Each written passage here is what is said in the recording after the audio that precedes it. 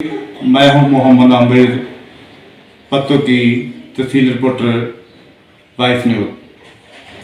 नाज़रीन, आज इलेक्शन के हवाले से हमारे शहर पत्तों की के चेयरमैन पाकिस्तान मुस्लिम लीग नून के रहनुमा चौधरी आजम खान बेऊ से हम आपको मिलवाते हैं और इनसे इलेक्शन के हवाले से बातचीत करते हैं। जी चल साहब, इलेक्शन के हवाले से आप क्या कहना चाहते हैं?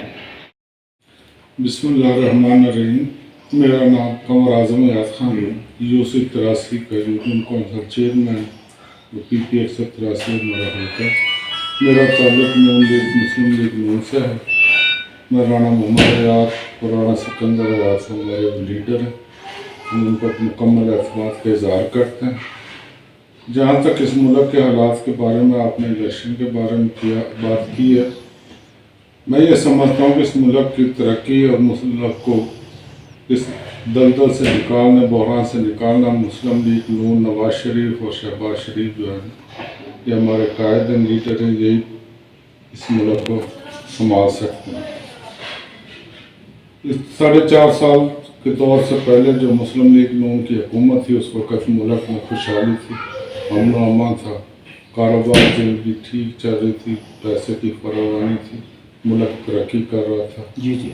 लेकिन इसको इस्टेब्लिशमेंट और फौज की साजिशों ने इसको एक कनाड़ी आदमी को बिठा कर मुल्क को तबाही के दाने पर खड़ा कर दिया। इंशाल्लाह अब हमने फिर हमारी हुकूमत आई है, हम चंद दिनों में इंशाल्लाह इस मुल्क को फिर उसी जगह पर पहुँचा देंगे जो आज से 5 साल पहले थे। और इंशाल्लाह इलेक्शन आ रहे हैं, हम अपनी पार्टी के साथ हैं।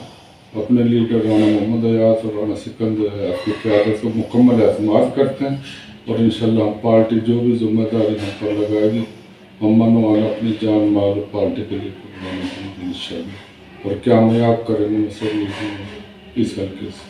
ठीक।